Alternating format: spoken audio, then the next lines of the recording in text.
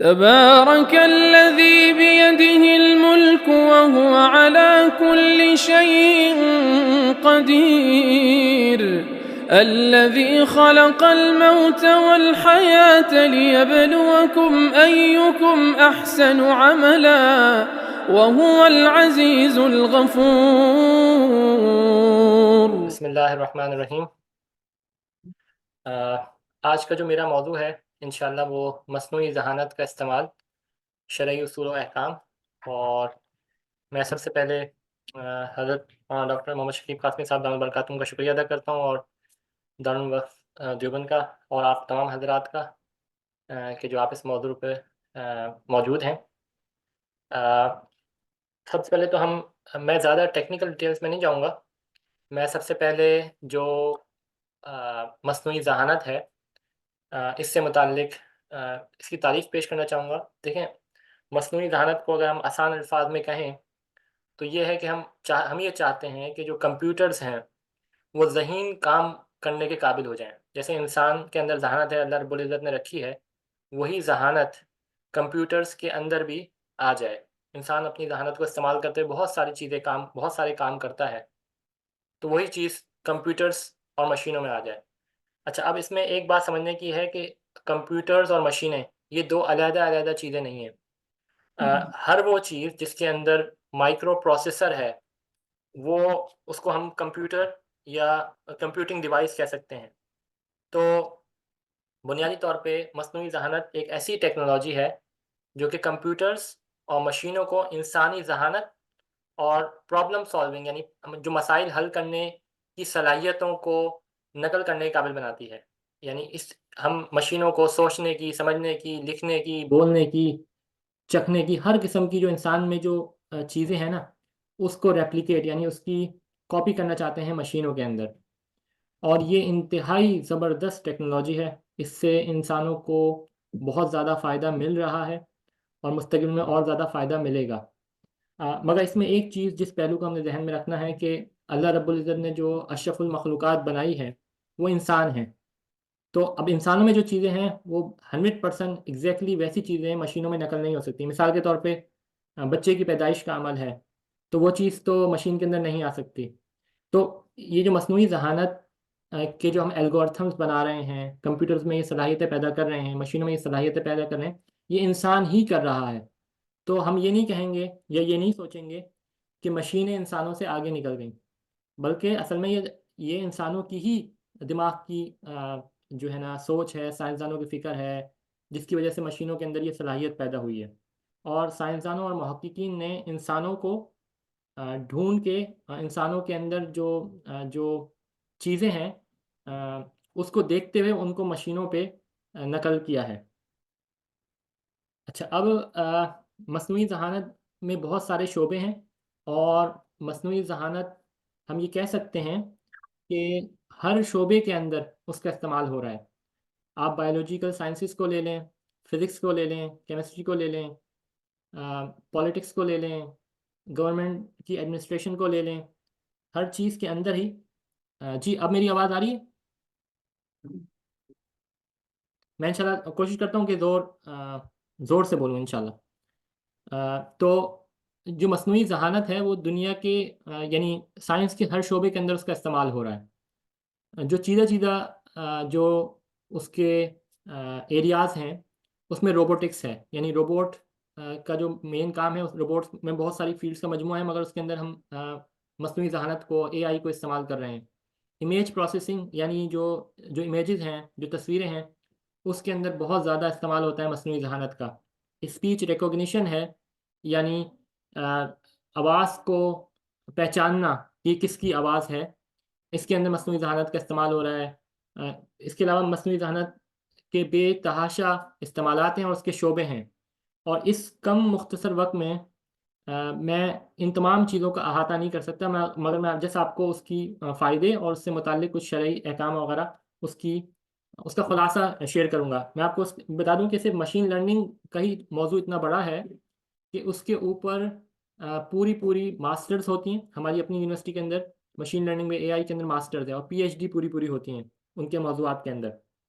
तो ये बहुत वसी फ़ील्ड है। मैं 2 केस स्टडीज़ के ज़रिए से आपको बल्कि 3 केस स्टडीज़ के ज़रिए से आपको मस्नूई ज़हानत के फ़ायदे और नुकसानात गिनवाना चाहूँगा। तो सबसे पहले तो मस्नूई ज़हानत के ज़रिए से हम फ्रॉड और बेकायदगियाँ या गैर मामूली पैटर्न को ढूँढना, इस पे बात करते हैं। इसको एनोमलीज़ भी कहते हैं। तो ये मेरे एक स्टूडेंट थे जिनके साथ मैंने काम किया है, उनको सुपरवाइज़ किया है पीएचडी के दौरान। वो पीएचडी कर चुके हैं। 2015 से उन्होंने ये काम किया और बुनियादी तौर पे मस्नूई ज़हानत के ज़रिए से वो जो मैदे का कैंसर होता है, उसको ढूँढना पे उनका ये मौज़ू था, पीएचडी का मौज़ू था। यानी detection of abnormalities in gastrointestinal tract, यानी मैदे के नाली के अंदर जो कैंसर है, उसको हमने मस्नूई ज़हानत के ज़रिए से ढूँढना है। तो ये जो मैदे का कैंसर है, इसको सरतान भी कहते हैं, मैदे का सरतान या कैंसर, स्टमक कैंसर। अगर हम वर्ल्ड हेल्थ ऑर्गेनाइजेशन की, यूनाइटेड नेशंस की रिपोर्ट को देखें, तो हमें पता चलता है कि हर साल तकरीबन 7 लाख लोगों की जो मौत होती है, वो मैदे के कैंसर की वजह से होती है।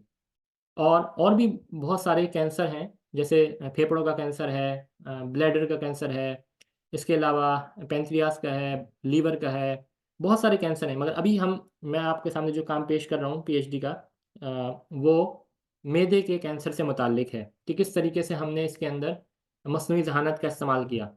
तो हमें तो ये तो पता चल गया कि तकरीबन 7 लाख लोग हर साल मैदे के कैंसर से उनका इंतकाल हो रहा है और तकरीबन 34 लाख लोग, यानी 34 लाख लोग जो हैं, वो कैंसर के अमराज में मुब्तला हैं। और जो तरक्की पज़ीर ममालिक हैं, उनमें बहुत सारे ऐसे केसेस हैं जो कि रिपोर्ट ही नहीं होते। और ये वर्ल्ड हेल्थ ऑर्गेनाइजेशन की 2019 की रिपोर्ट के मुताबिक बता रहा हूँ, अभी तो इसके अंदर बहुत ज़्यादा इजाफा हो गया है। तो खुलासा ये है कि सबसे पहले तो मैदे के कैंसर को डिटेक्ट करना, यानी उसकी तशख़ीस, ये सबसे अहम काम होता है। जितना ज़्यादा हम यानी अच्छे तरीके से मैदे के कैंसर की तशख़ीस कर सकेंगे, उतनी ज़्यादा हम उसका जल्दी उसका इलाज कर सकेंगे। अगर हम इंसान के जिस्म की बात करें, तो आप यहाँ पे देख सकते हैं कि ये जो है, ये मैंने आपको structure of GI tract share किया है। ये बुनियादी तौर पे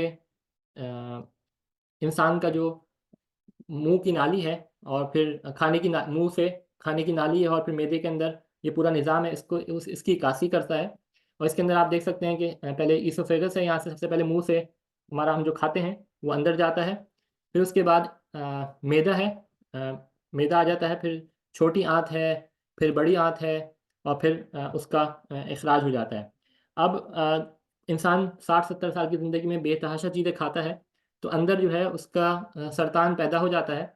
तो इस सरतान को, इस कैंसर के इलाज के लिए एक जो तरीक़ाकार जो डॉक्टर इस्तेमाल करते हैं, उसको हम एंडोस्कोपी कहते हैं। एंडोस्कोपी आप यहाँ पे देख सकते हैं, वो ये है कि हम एक वायर जो है ना, वो इंसान के मुँह से डालेंगे।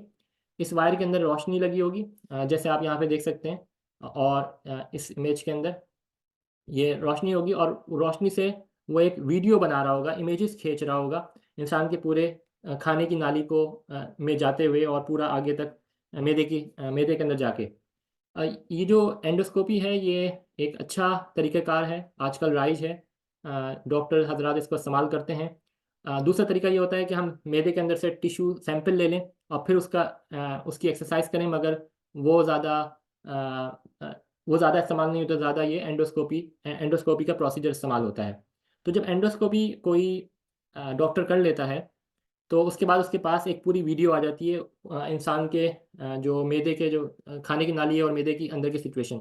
अब जो एक्सपर्ट डॉक्टर होता है, वो तो देख के बता सकता है कि वाक़ई मैदे की नाली के अंदर कैंसर है या ब्लीडिंग है या क्या वजूहात हैं। और उस पूरे प्रोसीजर के अंदर जो टाइम लगता है, ये एंडोस्कोपी और फिर उसके बाद एक्सपर्ट डॉक्टर जब उसको देखता है उस वीडियो को, तो 4 से 5 घंटे लगते हैं। ये काफ़ी ज़्यादा टाइम है। और अगर वो डॉक्टर जो है ना, उसको इतनी ज़्यादा नॉलेज ना हो, यानी इतना ज़्यादा एक्सपीरियंस ना हो, तो इस कैंसर की सही तशख़ीस नहीं होगी। अगर कैंसर की सही तशख़ीस नहीं होगी, तो मरीज़ के मरने के जो इम्कानात हैं वो ज़्यादा हो जाते हैं। ये जब एंडोस्कोपी का प्रोसीजर होता है, तो आप देख सकते हैं कि तकरीबन 50,000 फ्रेम्स प्रोड्यूस होते हैं। यानी फ्रेम कह रहे हैं हम, जो वीडियो होती है उसको हम इमेजेस के अंदर कन्वर्ट कर लेते हैं डिजिटली। और अगर उसकी सही तशख़ीस नहीं हुई, तो फिर बहुत ज़्यादा मसाइल होते हैं, कॉम्प्लिकेशंस होती हैं। जो एंडोस्कोपी है उसके बहुत सारे तरीके हैं। एक तरीका तो ये है कि हम वायर इंसानी जिस्म के मुंह के ज़रिए से इंसानी जिस्म के अंदर खाने की नाली में डालें। दूसरा ये है कि एक कैप्सूल मरीज़ ले ले। ये कैप्सूल के साथ कोई वायर अटैच नहीं होगा। आप जैसे यहाँ पे मैं आपको ये शेयर कर देता हूँ। इस पिक्चर के अंदर आप देख सकते हैं ये कैप्सूल है जो कि मैदे की नाली के अंदर मुख्तलिफ जगहों पे जा रहा है और उससे इमेज ले रहा है। नीचे आप ये इमेज है। अब इस इमेज को देखते हुए पहचानना है कि इसमें ये कैंसर को की निशानदेही कर रहा है कि नहीं कर रहा। और ये वो कैप्सूल है। आप कैप्सूल का साइज़ यहाँ पे चेक कर सकते हैं कि इतना छोटा सा कैप्सूल है और इसके अंदर मुख्तलिफ़ किस्म के डिवाइसेस मौजूद हैं। इसके अंदर एक छोटा सा कैमरा होगा एलईडी लाइट जितना। इसके अंदर बैटरी पावर्ड होगा ये क्योंकि और फिर ये जो है इसके अंदर माइक्रो प्रोसेसर छोटा सा जो है ना सीमॉस इमेजर होगा, आरएफ ट्रांसमीटर होगा, रेडियो फ्रिक्वेंसी ट्रांसमीटर जो कि इमेजेस को बाहर हमें भेजेगा और फिर ये इसके अंदर एंटीना भी होना चाहिए। तो ये बहुत सारी चीज़ों का मजमूआ होता है ये कैप्सूल और ये बाकायदा इस्तेमाल हो रहा है। तो बुनियादी तौर पे ये एंडोस्कोपी के अंदर ये भी इस्तेमाल होता है और दूसरी चीज़ भी। इसके अलावा एंडोस्कोपी के अंदर बहुत सारी तरक्कियात हुई हैं। उसमें क्रोमो एंडोस्कोपी भी है, उसके अंदर नैरो बैंड एंडोस्कोपी भी है। उसके अंदर मुख्तलिफ़ किस्म के हम फ़िल्टर्स और डाइज़ इस्तेमाल करते हैं। यानी जब हम कैमरे को अंदर भेजेंगे तो हम उसमें मिसाल के तौर पे कोई ब्लू रंग छिड़क दिया ताकि हमें जो अंदर स्किन की जो सरफेस है वो वाज़े तौर पे नज़र आए। इसी तरीके से हम फ़िल्टर्स को भी यूज़ कर सकते हैं ताकि जो हमारी लाइट है वो सही तरीके से हमें इमेजेस कैप्चर करके दे।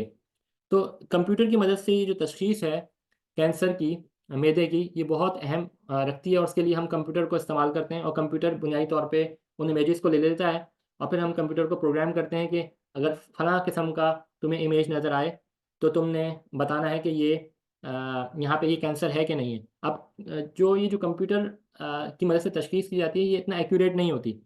तो एक्यूरेट तो वही होती है जो डॉक्टर हज़रात करते हैं। मगर इस कंप्यूटर की मदद से तशख़ीस को हम जो है ना एज़ अ सेकंड ओपिनियन यानी दूसरी राय, हमारी राय को इन्फोर्स करना यानी उसको इन्फोर्स उसकी तायीद करने के लिए हम इसको इस्तेमाल करते हैं। इसके अलावा ये जो शुरू-शुरू में जो डॉक्टर बनते हैं जिन्होंने एंडोस्कोपी करनी होती है तो उनकी ट्रेनिंग के लिए भी हम इसको इस्तेमाल कर लेते हैं और कंप्यूटर की मदद से तशख़ीस से इसकी जल्दी तशख़ीस हो जाती है इस मर्ज़ की। तो इसका प्रोसीजर मैंने यहाँ पे बयान किया है। सबसे पहले तो ये एंडोस्कोपिक मरीज़ की इमेज एक्विज़िशन करेगा और ये इमेजेस आएँगे। उसके बाद ये जो हमारे पास 50,000 के करीब इमेजेस आ गए, फिर उसके बाद हम एआई के एल्गोरिथम्स मस्नूई ज़हानत के इस पे एल्गोरिथम्स लगाएँगे और फिर उसके बाद अपने कंप्यूटर को ट्रेन करेंगे। कंप्यूटर को ट्रेन करने के बाद कंप्यूटर फैसला करके हमें बताएगा कि वाक़ई इस मरीज़ के अंदर फलाँ जगह पे कैंसर है या नहीं है। अब प्रॉब्लम ये आती है कि जब कंप्यूटर की मदद से हम तशख़ीस करते हैं, तो हर किस्म के मरीज़ हमारे पास आते हैं। अब उसमें जो इमेजेस आते हैं, पहला इमेज तो कैंसर का हो गया। अब ये कैंसर का इमेज आप देख सकते हैं, ये इस तरीके का कैंसर यानी सरतान इस तरह का इमेज होता है। तो अगर हम इस तरह के इमेजेस को हम बताते हैं तो कंप्यूटर को ये पहचानना होता है कि इस तरह के इमेजेस कैंसर को हैं। फिर अगर ब्लीडिंग हो रही है, यानी मैदे के अंदर खून का इखराज हो रहा है, खून का बहना हो रहा है, तो उस तरह के इमेजेस की कुछ शक्ल कुछ इस तरीके से होती है। और अगर पॉलिसिस यानी सलीला का मर्ज़ है, तो इस तरह का इमेज हमें नज़र आ रहा होता है। और इसी तरीके से अगर मर्ज़ शिकम है, तो कुछ इस तरह का इमेज आएगा और अगर अल्सर है तो इस तरह का इमेज आएगा और अगर सूजन या सोज़िश है, तो इस तरह का इमेज आएगा। अब ये मुख्तलिफ़ किस्म के इमेजेज़ हैं और जब हम एंडोस्कोपी का प्रोसीजर करते हैं, तो उसमें जो इमेज की क्वालिटी होती है, वो भी डिफरेंट होती है। उसमें मैदे की नाली में कभी कैप्सूल आगे जाता है, कभी नहीं जाता, बहुत सारे इश्यूज़ आते हैं। आप ये सिर्फ़ देख सकते हैं कि जब ये मैदे खाने की नाली और मैदे का रीजन है, इसमें जब यहाँ से हम एंटर एंटर कर रहे हैं एंडोस्कोपी के इंस्ट्रूमेंट को, तो यहाँ पे इमेज इस तरह से आ रहा है, इधर इस तरीके से आ रहा है, यानी हर जगह पे एक मुख्तलिफ़ किस्म का हमारे पास इमेज आ रहा है। अब और कंप्यूटर के लिए इसको पहचानना बहुत मुश्किल काम है। उसके लिए बाकायदा बहुत सोफ़िस्टिकेटेड किस्म के हमें एल्गोरिथम्स लगाने पड़ते हैं, फिर कंप्यूटर जाके इसको पहचानता है। और अजीब किस्म की मैदे के अंदर सूरत-ए-हाल भी पेश आती है, बाद मरतबा खून बह रहा होता है। तो उससे जो है ना सही तौर पे आपकी तशख़ीस नहीं हो पा रही होती।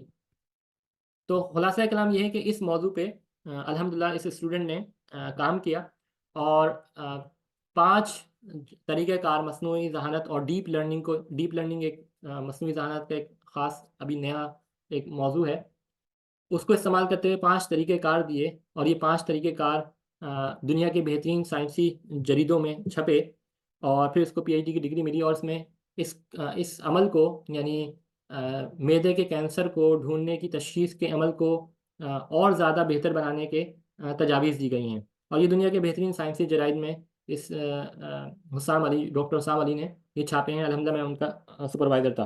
तो बताने का मकसद ये था कि ये यानी मस्नूई ज़हानत को हमने इस्तेमाल किया और उससे लाखों लोगों को बिला मुबालगा उसको इस्तेमाल करते हुए उनकी जान को बचाने के लिए हम इस्तेमाल कर सकते हैं। ये इतना अहम मौजू है और उसकी इतनी अफादियत है।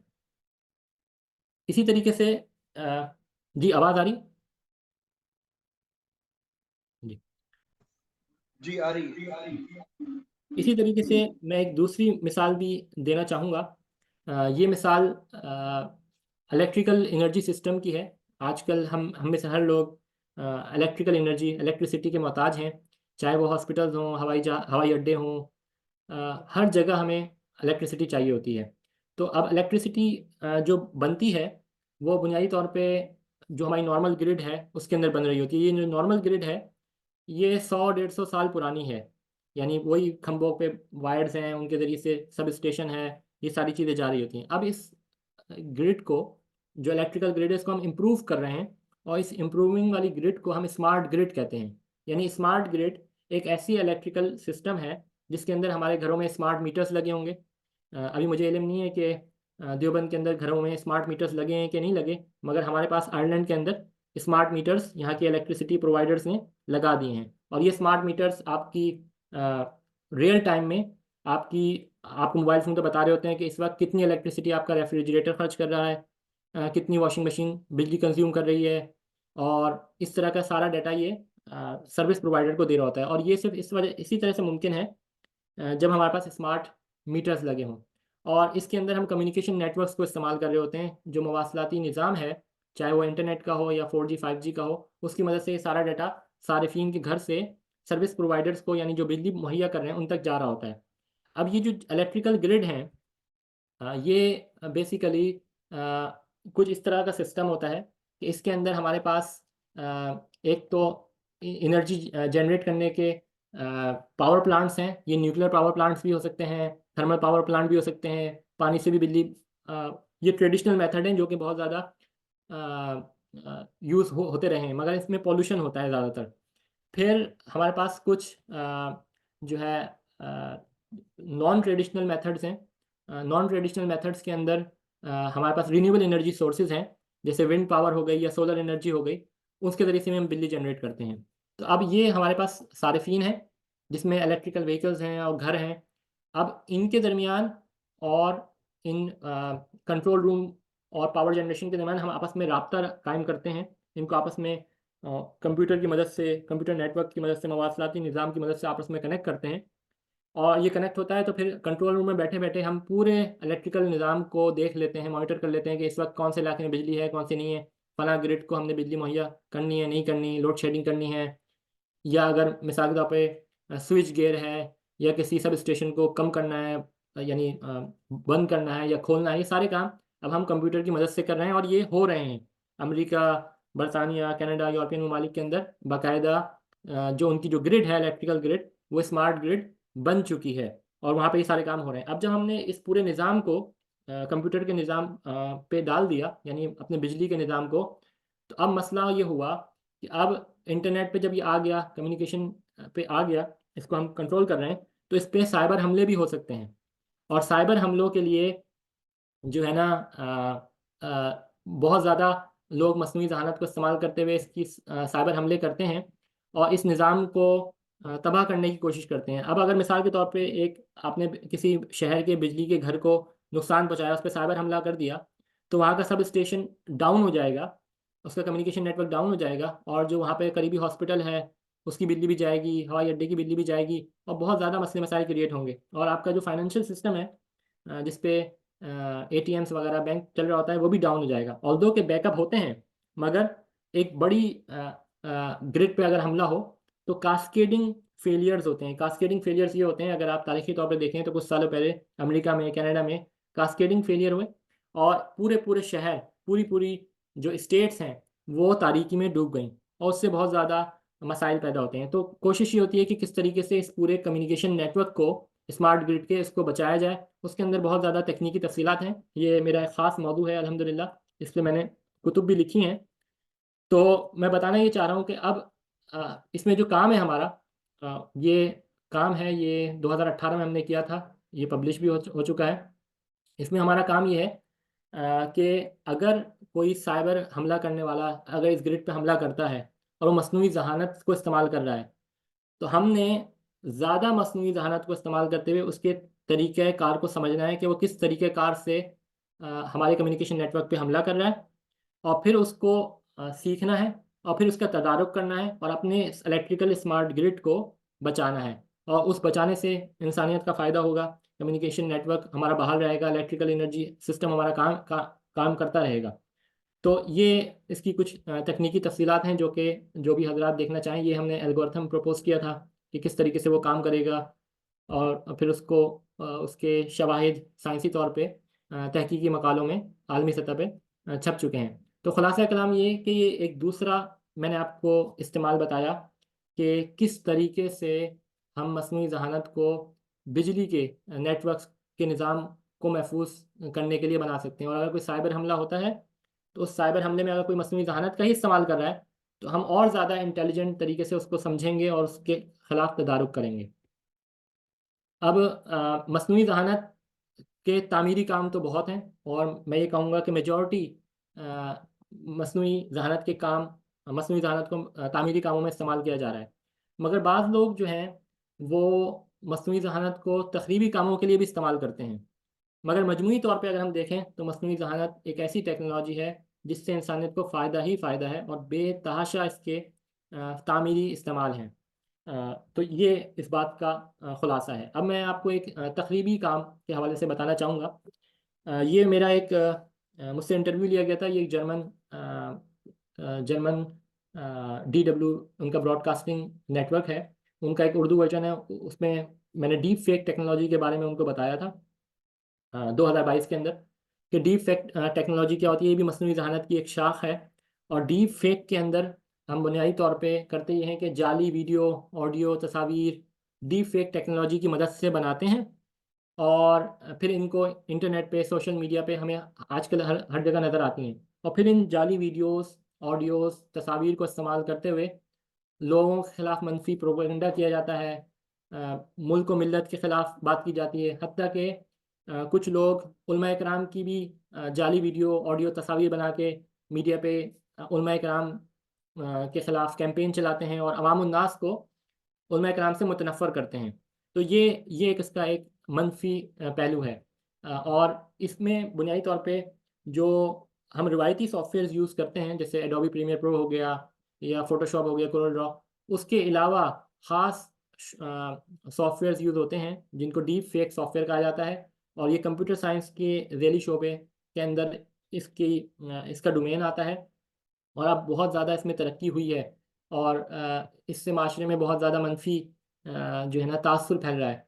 सवाल ये पैदा होता है कि ये जो ऑटोमेटिकली चीज़ें बन रही हैं, इसका पता कैसे चलाया जाए कि वो जाली हैं या असली हैं, और आवाम इससे कैसे बच सकते हैं, और यानी ये किस टेक्नोलॉजी से बनाया जाता है। ये बुनियादी तौर पर डीप जनरेटिव एडवर्सरियल नेटवर्क है, गैन्स, जो कि मसनूई ज़हानत की एक ज़ैली शाख है, उसके अंदर ये सारे काम हम करते हैं।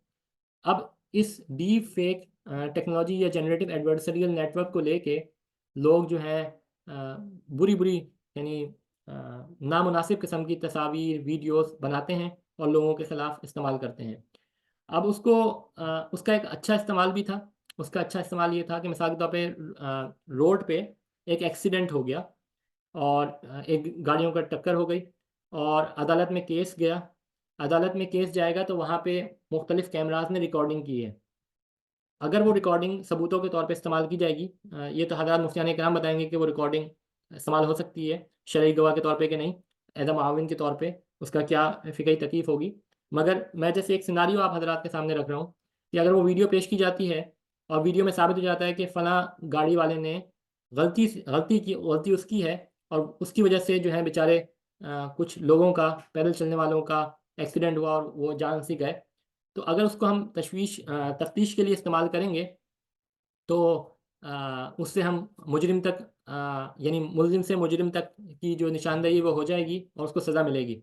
मगर आप इमेजिन करें कि अगर उन्हीं वीडियोज़ को अगर कोई तब्दील कर दे डीप फेक की मदद से और उसमें तब्दीली कर दी जाए उन तस्वीर के अंदर इस डीप फेक टेक्नोलॉजी से, तो फिर वो इस्तेमाल नहीं की जा सकती। अब उसको उसको हम कैसे सिक्योर करेंगे? उसके लिए फिर हम डिफरेंट तरीक़ेकार इस्तेमाल करते हैं। और यानी मैं बताना ये चाह रहा हूँ कि ये जनरेटिव एडवर्सरियल नेटवर्क टेक्नोलॉजी को लेते हुए हम डीप फेक यानी जाली वीडियोज़ कभी बना सकते हैं और उसका एक मस्बत पहलू भी है, जिसकी मदद से हम किसी एक्सीडेंट करने वाले या किसी मुजरिम की निशानदेही या किसी और काम की निशानदेही कर सकते हैं। इसके अलावा भी एक काम ये है कि मिसाल के तौर पे भी अभी हाल ही में जो कोरोना वायरस हुआ तो पूरे मुल्क बंद हो गए, एयरपोर्ट्स बंद हो गए। तो अब जब कोरोना वायरस पहली मर्तबा आया ना, तो हमारे पास तशख़ीस के लिए डाटा नहीं था। तो ये जो जनरेटिव एडवर्सरियल नेटवर्क है, यही टेक्नोलॉजी जो कि जाली वीडियोज़, ऑडियोज़ बनाने में इस्तेमाल होती है, इसको इस्तेमाल करते हुए हमने डाटा बनाया और डॉक्टरों को ट्रेनिंग दी और डॉक्टर फिर जल्द ही कोरोना वायरस की तशख़ीस उनके लिए आसान हो गई। यानी जब कोरोना वायरस नया नया आया था, तो हमारे पास बहुत ज़्यादा इमेजेस नहीं थे, एक्स-रे इमेजेस नहीं थे, बहुत कम थे। तो कंप्यूटर को उसकी मदद से ट्रेन करना ये एक मुश्किल काम था क्योंकि कंप्यूटर को ट्रेन करने के लिए बहुत ज़्यादा डाटा चाहिए होता है, बहुत ज़्यादा हमारे पास मवाद होना चाहिए। तो उसके लिए हमने डीप फेक टेक्नोलॉजी को इस्तेमाल किया और उससे जो है ना हमने कोविड वायरस की जो है ना तदारुक के लिए जो है ना डॉक्टरों की मदद की और इस पे बहुत ज़्यादा काम हुआ है। तो खुलासा कलाम इस सारी बात का ये हुआ कि ये जो डीप फेक टेक्नोलॉजी थी या दूसरी जितनी भी टेक्नोलॉजीज़ हैं उनका मेजॉरिटी यानी हम कह सकते हैं कि अक्सरियत उनका इस्तेमाल अच्छे कामों में हो रहा है, इंसानियत की भलाई के लिए हो रहा है और उससे बहुत ज़्यादा इंसानियत को फ़ायदा हो रहा है। और कुछ लोग इसको गलत इस्तेमाल भी कर रहे हैं, तो वो मैंने आपको कुछ केसेस बता दिए और भी बहुत सारी जगहों पे उसका गलत इस्तेमाल होता है, मगर उमूमी तौर पे हम ये कह सकते हैं कि एक ऐसी टेक्नोलॉजी है, जो कि इंसानियत की भलाई के लिए है। इसके अलावा इसके और भी बहुत ज़्यादा इस्तेमाल हैं मस्नूई ज़हानत के। मिसाल के तौर पे मस्नूई ज़हानत की मदद से हम कंटेंट को क्रिएट कर सकते हैं। मिसाल के तौर पे कोई वीडियो हम जाके बाकायदा वीडियो किसी पहाड़ की ले रहे हैं या किसी सीनरी की ले रहे हैं, तो अगर हम जो है मस्नूई ज़हानत का इस्तेमाल करें तो आर्टिफ़िशियली तौर पे वो हमारा कंटेंट बना सकता है। इसके अलावा वो हमारे लिए पहले हम कंप्यूटर पे प्रोग्रामिंग करते थे, कोड खुद लिखते थे। अब कंप्यूटर भी इसमें मदद कर सकता है, हमारे लिए कोड लिख के दे सकता है। इसके अलावा वीडियो पे सबटाइटल डालना, अब जैसे अभी हम ज़ूम को इस्तेमाल कर रहे हैं, तो इसमें मस्नूई ज़हानत के हम एल्गोरिथम इस्तेमाल कर रहे हैं और मेरी जो मैं बोल रहा हूँ, अगर मैं अंग्रेज़ी में बोल रहा होता, तो ऑटोमेटिकली उसके स्क्रिप्ट जो सबटाइटल्स हैं, वो लिखे आ रहे होते। अभी इतनी तरक्की नहीं हुई, यानी मुझे ज़ूम का इल्म नहीं है, मगर उर्दू वाली ट्रांसलेशन को सबटाइटल पे कन्वर्ट करना, इस पे काम जारी है। इसी तरीके से कंटेंट को सिंथेसिस करना कि मिसाल के तौर पे हमारे पास एक किताब आ गई। अब हम किताब को पढ़ेंगे, किताब को समझेंगे, उसके अहम अहम नुकात को लिखेंगे। अगर हम मस्नूई ज़हानत को इस्तेमाल करें तो मस्नूई ज़हानत की मदद से हम मिनटों सेकंडों में उसका खुलासा तैयार कर सकते हैं, उसके चीज़े-चीज़े अहम नुकात नोट कर सकते हैं। इसी तरीके से फ़ैसला साज़ी के अंदर फ़ैसला साज़ी का इस्तेमाल बहुत ज़्यादा होता है। मिसाल के तौर पे एक ऑटो पायलट जहाज़ चल रहा है। अब जब जहाज़ चल रहा है और पायलट सो रहा है और हमने सेटअप कर दिया कि भई तुमने ज़मीन से 20,000 फ़ीट की बुलंदी पे चलना है। अब एक ऐसी जगह आई जिस पे हमारे जहाज़ को फ़ैसला लेना है कंप्यूटर को, तो वो फ़ैसला साज़ी मस्नूई ज़हानत की मदद से होगी, वो डिसीज़न लेगा। इसी तरीके से जहाँ-जहाँ फ़ैसला साज़ी का अमल होगा, इंसान जो करता है, वो अगर हम कंप्यूटर से करवाएँगे, तो वहाँ पे मस्नूई ज़हानत की मदद से उस फ़ैसला साज़ी के अमल के अंदर बहुत ज़्यादा फ़ायदा हम देख सकते हैं। इसी तरीके से अगर हम किसी चीज़ को डिटेक्ट करना चाहें यानी उसकी निशानदेही करना चाहें तो वो भी हम मस्नूई ज़हानत की मदद से कर सकते हैं। मिसाल के तौर पे कोई साइबर हमला होता है या कोई ऐसी एक्टिविटी होती है, उसको उसकी डिटेक्शन, उसकी निशानदेही के लिए भी मस्नूई ज़हानत इस्तेमाल हो रही होती है। डिजिटल असिस्टेंस के लिए भी मिसाल के तौर पे सिरी जो लोग एप्पल आईफोन वगैरह इस्तेमाल करते हैं वो सिरी का इस्तेमाल करते होंगे। तो ये सिरी की जो एप्लीकेशन होती है, जैसे हम कहते हैं सिरी कॉल फला या ओपन फला एप्लीकेशन, तो हमारे लिए कर देता है। तो इसके पीछे जो एल्गोरिथम्स चल रहे होते हैं वो बेसिकली मसनूई जहानत के, आर्टिफिशियल इंटेलिजेंस के एल्गोरिथम चल रहे होते हैं। अगर हम कोई चीज़ नई ढूंढना चाहते हैं पहली मर्तबा, जैसे मिसाल के तौर पर बहुत सारी ड्रग डिस्कवरी, जो यानी ड्रग से मुराद ये है कि जो दवाइयाँ होती हैं, दवाइयों के अंदर अब हम मसनूई जहानत को इस्तेमाल करते हुए नई नई किस्म की दवाइयाँ बना रहे हैं और नई नई किस्म के मर्ज़ों की तशख़ीस करके उनके इलाज तजवीज़ कर रहे हैं। ये सिर्फ़ और सिर्फ मसनूई जहानत की वजह से ही मुमकिन है। इसी तरीके से जो इमेजेस हैं उनका एनालिसिस, इंफॉर्मेशन को ढूंढना, निकालना और किसी चीज़ की मॉनिटरिंग करना, ये सारे काम भी आर्टिफिशियल इंटेलिजेंस की मदद से हो रहे हैं। किसी की कारकर्दगी को हमने इम्प्रूव करना है, और जो है ना किसी चीज़ के बारे में तखमीना लगाना है, प्रिडिक्शन करनी है कि क्या मुस्तकबिल में ऐसा होगा कि नहीं होगा। मिसाल के तौर पे हमारे पास पिछले 10 साल का डेटा आ गया कि बारिशों का ये डेटा है या सैलाब का डेटा है, तो मसनूई ज़हानत के एल्गोरिथम्स को इस्तेमाल करते हुए हम ये तखमीना लगा सकते हैं कि सैलाब की कितनी प्रोबेबिलिटी है कि सैलाब आएगा कि नहीं आएगा, या अगर कोई बंदा फैक्ट्रीज़ में कोई चीज़ बना रहा है, उसकी प्रोडक्शन, उसकी सेल्स कितनी होगी, वगैरह वगैरह। तो ये सारी चीज़ें मसनूई ज़हानत के मरहून मिन्नत हो रही हैं आजकल, और बाकायदा उसका अमली नज़ारा हम देख सकते हैं अपने आसपास। इसका इसी तरीके से जो प्रोसेस हैं, मुख्तलिफ़ किस्म के प्रोसेस होते हैं, इंडस्ट्री के अंदर भी होते हैं, तो वहाँ पे उन प्रोसेस को ऑटोमेट करना और उसके अंदर एफिशिएंसी लेके आना, ये भी मसनूई ज़हानत की वजह से मुमकिन है। इसी तरीके से रिकमेंडेशन सिस्टम आप इस्तेमाल करते होंगे। मिसाल के तौर पर अमेज़न की वेबसाइट पे चले गए या किसी और वेबसाइट पे चले गए, तो वो खुद ब खुद आपको निकाल के दे रहा होता है। मिसाल के तौर पे आपने एक किताब सर्च की हदीस पे, तो फिर वेबसाइट से वो आपको दूसरी हदीस की किताबें भी दिखा रहा होता है। तो ये बेसिकली एक रिकमेंडेशन सिस्टम पीछे काम कर रहा होता है, जो कि मसनूई ज़हानत पे बना होता है। तो इस तरीके से वो कौन सी किताबें लेके आए, कौन सी किताबों को पहली प्रेफरेंस दे, आपकी जो है ना सर्च की बुनियाद पे वो कैसे ये काम करेगा। तो ये सारे काम मसनूई ज़हानत की बुनियाद पे होते हैं। ये मैंने आपको जस्ट उसका एक थोड़ा सा खुलासा पेश किया है। रोबोटिक ऑटोमेशन हो गई, कि रोबोट को ऑटोमेट करना, रोबोट खुद ब खुद काम करें। इसी तरीके से आजकल इलेक्ट्रिक व्हीकल्स हैं, ऑटोनोमस व्हीकल्स आ रही हैं, यानी ऐसी खुदकार गाड़ियाँ जिसमें ड्राइवर ना हो। अब ये गाड़ियों के अंदर ये सलाहियत पैदा हो और वो आगे देख सकें कि कब चौराया है, कब मोड़ना है, कब स्पीड कम करनी है, ज़्यादा करनी है, कब कोई सामने कोई ऑब्स्टेकल है, कोई बंदा है। तो ये सारी चीज़ें मसनूई ज़हानत की बुनियाद पे ये अमली तौर पे मुमकिन हैं और हो रही हैं। तो ये कुछ खुलासा था मसनूई ज़हानत के इस्तेमाल का, जो कि मैंने आप तमाम हज़रात के सामने पेश किया। अब मैं थोड़ा सा एक और मौजू की तरफ जाता हूँ,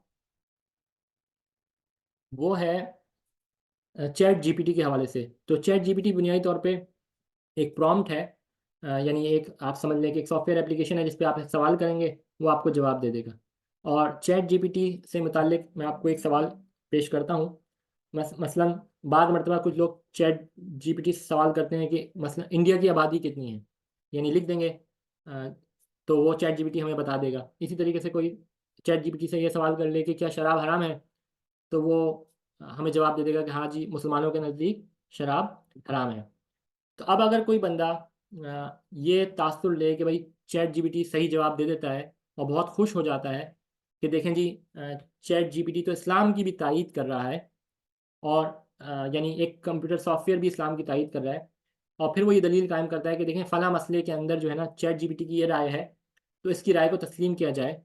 कोई इख्तलाफी मसला हो, यानी पहले हमने चैट जीपीटी से ये सवाल किया और फिर अपना तासुर कायम कर लिया कि चैट जीपीटी तो इस्लाम की तायीद कर रहा है, और फिर उस इख्तलाफी मसले से मुतालिक पूछा और चैट जीपीटी उस पर एक जायज़ का या नाजायज़ का राय दे दे, तो उससे ये तासुर नतीजा कायम करना कि फ़लाँ चीज़ वाकई हकीकतन ऐसी है, ये बिल्कुल बेबुनियाद और यानी गलत होगा। उसकी वजह ये है कि चैट जीपीटी को बनाने वाले या उसके तरीक़ेकार को जब तक हम नहीं समझेंगे, हमें उसकी असल माहियत समझ में नहीं आएगी। असल में चैट जीपीटी जो रिलाय करता है, वो एग्जिस्टिंग डाटा पे रिलाय करता है। मिसाल के तौर पे मैं चैट जीपीटी को ट्रेन कर दूं कि इस वक्त जो है ना पूरी दुनिया के अंदर जो जंगलात हैं वो 10% रह गए हैं, यानी 90% जंगलात तबाह हो चुके हैं, सिर्फ 10% जंगलात रह चुके हैं। जब मैं उसको ट्रेन कर दूंगा, अब कोई बंदा उस पर सवाल करे कि भाई बताएं जंगलात कितने हैं, तो वो यही बताएगा कि 10% बाकी रह गए हैं।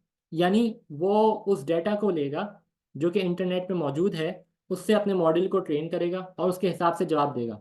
अब अगर मुझे उसके एल्गोरिथम को के बारे में पता है कि वो काम कैसे करता है, तो मैं क्या करूँगा, इंटरनेट पे बहुत सारा मवाद फैला दूंगा किसी चीज़ से मुतालिक। मिसाल के तौर पे खुदा ना खास्ता अगर कोई कहता है कि चैट जीपीटी अभी ये कह रहा है कि शराब हराम है, अब हमने चैट जीपीटी की राय तब्दील करनी है, तो हम बहुत सारा मवाद ऐसा फैला देंगे ऑथेंटिक वेबसाइट्स पे कि शराब मुसलमानों के नज़दीक नाउजुबिल्लाह जायज़ है। तो अब जब चैट जीपीटी जाएगा तो उसको ये डाटा मिलेगा, तो उससे जो एनालिसिस वो करेगा, अब वो ये कह देगा कि शराब खुदा न खास्ता जायज़ है। तो बुनियादी तौर पर बात समझने की है कि चैट जीपीटी कोई माकूल फितरत चीज़ नहीं है, ये इंसानों ने ही बनाई है, साइंसदानों ने ही बनाई है। और जो लोग इसको इस्तेमाल करने के एल्गोरिथम्स बनाते हैं, उनको पता है कि इसको किस तरह से ट्रेन करना है। तो हम इसको इस्तेमाल करें, ये एज अ कैलकुलेटर के तौर पे है। जैसे कैलकुलेटर हमें मावनत देता है, उससे हम कितनी अच्छी जल्दी से कैलकुलेट कर लेते हैं। मगर जो इसको अ, यानी अकायद पे, अब मिसाल के तौर पे कोई ख़त्म नबूवत से मुतालिक सवाल करे चैट जीपीटी से, और पीछे कादियानियों ने जो है ना पूरा डाटा फैलाया हो, तो क्या नाउज़ुबिल्लाह चैट जीपीटी के हम इस जवाब को मान जाएंगे? हम नहीं मानेंगे। हम तो अपने अकीदे को दुरुस्त रखेंगे और कहेंगे कोई हुजूर पाक सल्लल्लाहु अलैहि वसल्लम आखिरी नबी हैं, उनके बाद कोई नबी आ नहीं सकता। तो अब अकीदे वाली चीज़ें चैट जीपीटी से पूछना और फिर उस पर भरोसा करना, ये कतई मुनासिब नहीं होगा, क्योंकि चैट जीपीटी को तो डाटा की बुनियाद पे ट्रेन किया जाता है। तो ये बुनियादी मैसेज था जो मैं आप लोगों की खिदमत में पेश करना चाह रहा था। और ये चैट जीपीटी बनाने वाले भी साइंसदान और मुहक्किकीन हैं जो इस मौजू के माहिर हैं। वो आपको बता देंगे कि इसके साथ कैसे खेला जा सकता है, या इसको कैसे इससे फ़ायदा उठाया जा सकता है। तो हमने इस टेक्नोलॉजी से फ़ायदा उठाना है, और ये बहुत फ़ायदे की चीज़ है। मिसाल के तौर पे मैं आगे चल के आपको और चीज़ें बताऊंगा कि किस तरीके से हम इससे फ़ायदा उठा सकते हैं। तो जो बुनियादी मैसेज मैं आपको शेयर करना चाह रहा था वो ये कि चैट जीपीटी कोई माफूकुल फितरत चीज़ नहीं है, और अकायद और इबादत और इस चीज़ों से मुताल्लिक हम इसकी राय पे एतमाद नहीं करेंगे। हम 14 साल के जो हमारे असल ज़राए हैं उन्हीं पे एतमाद करेंगे। अच्छा, अब ये तो मैंने आपको साइंसदानों की राय और अपनी राय भी शेयर की कि मस्नूई ज़हानत के बहुत ज़्यादा फ़वाइद हैं। एक दारुल इफ्ता से ये सवाल किया गया बनूरी टाउन कराची के अंदर कि क्या मस्नूई ज़हानत को, आर्टिफिशियल इंटेलिजेंस को हम इस्तेमाल कर सकते हैं।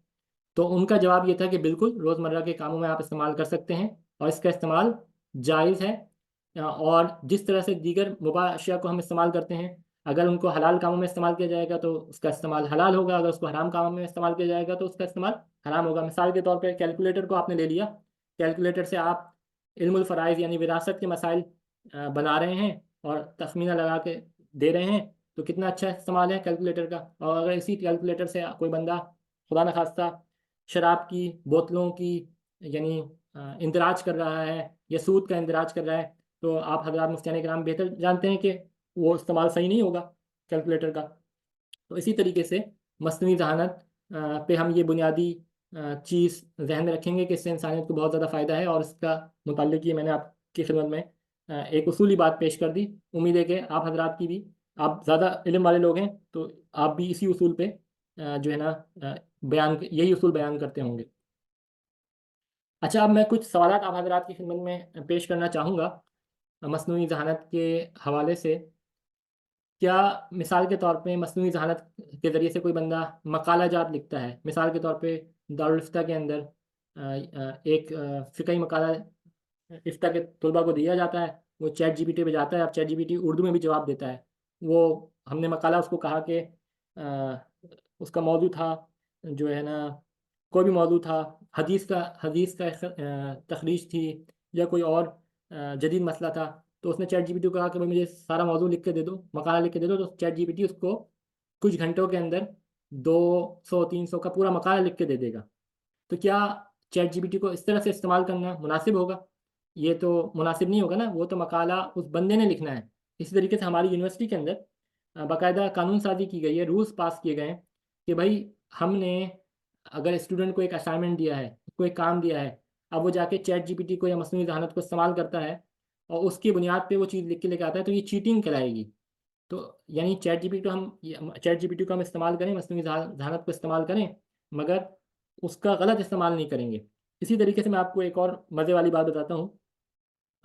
हम साइंटिस्ट के पास जर्नल्स होते हैं, साइंटिफिक जर्नल्स, जिसमें पूरी दुनिया से लोग अपने साइंसी इजादात को मकालात की शक्ल में जमा कराते हैं, फिर हम उन साइंसी इजादात को परखते हैं। अब हमारे सामने एक मकाला आया जिसमें नाम तो इंसानों का था, मगर वो मसनूई जहानत की मदद से लिखा गया था, पूरा पूरा मकाला। तो हमारे पास चूँकि उस मौजू के एक्सपर्ट्स मौजूद थे, कंप्यूटर तो उसको डिटेक्ट करने में कामयाब नहीं हो सका। हमारे पास ऑनलाइन सिस्टम होता है जिसकी मदद से इस तरह के मकालात को हम डिटेक्ट कर लेते हैं, ऐसे सॉफ्टवेयर्स होते हैं, मगर वो सॉफ्टवेयर्स काम नहीं करे क्योंकि उन्होंने बहुत रीसेंट टेक्नोलॉजी इस्तेमाल की थी। और फिर जब हमने उस मौजू के एक्सपर्ट साइंसदान से कहा, उसने पढ़ा, तो उसने कहा नहीं भाई, ये तो 2 नंबरी काम है। तो इस तरीके से हमें मेहनत करनी पड़ गई। अब हम यानी साइंटिफिक कम्युनिटी ने ये फैसला किया है कि जो तहकीकी मकाला होगा या इजादात होंगी वो इंसानों की कबूल की जाएंगी, क्योंकि इंसान वो होगा जो जिम्मेदारी कबूल करता है। तो यानी अगर मशीन एक तहकीकी मकाला लिख दे, मिसाल के तौर पर एक तहकीकी मकाला लिखा मशीन ने और एक दवाई ईजाद कर दी, और ये हमने मंजूर कर ली, और ये दवाई लोगों ने खानी शुरू कर दी, और इससे लोगों का इंतकाल हो गया या कोई बुरा असर हो गया, तो हम मशीन को जाके तो नहीं पकड़ेंगे, मशीन को तो अदालत में नहीं घसीटा जाएगा। तो इस वास्ते साइंसदानों ने ये मुत्तफ़क़ा तौर पर फैसला किया है कि जो मशीन है, चूँकि ये जवाबदेह नहीं होती, तो इस वास्ते हम इन मशीनों की बात को कबूल नहीं करेंगे, हम इंसानों की बात को ही कबूल करेंगे। या तो मशीन को रिप्रेजेंट करता हो कोई इंसान, तो फिर बात की जाएगी। तो इस पे जो है ना, ये बात मैं आप हज़रात की खिदमत में पेश करना चाहता था। इसी तरीके से अगर कोई बंदा फतवा नवीसी का काम करना चाहे चैट जीपीटी से, यानी आजकल ऐसे लोगों ने ये शोशा छोड़ दिया है कि चैट जीपीटी को हम फतवा सादी के लिए इस्तेमाल करें, और मुफ्तियान इकराम के पास जाए ही नहीं, और बहुत सारे लोग उसको इस्तेमाल भी कर रहे हैं। तो ये किस हद तक मुनासिब होगा और किस हद तक मुनासिब नहीं होगा। तो जैसे मैंने अर्ज़ किया कि इंसानों का मुतबादिल ये नहीं हो सकता, और इसके अंदर वो सलाहियत नहीं है कि जो इसके अंदर हम तकवा तो नहीं लेके आ सकते ना। यानी एक चीज़ होती है तकवा, वो तकवा कहाँ से आएगा इसके अंदर। और अगर तकवे की भी हमने इसको ट्रेनिंग देनी है, तो वो भी तो हम ही ट्रेनिंग देंगे ना, कि भाई किस मसले में तकवा वाला कॉल क्या कौन सा है, और उमूमी कॉल कौन सा है। तो इन पहलुओं को भी हमें देखना होगा।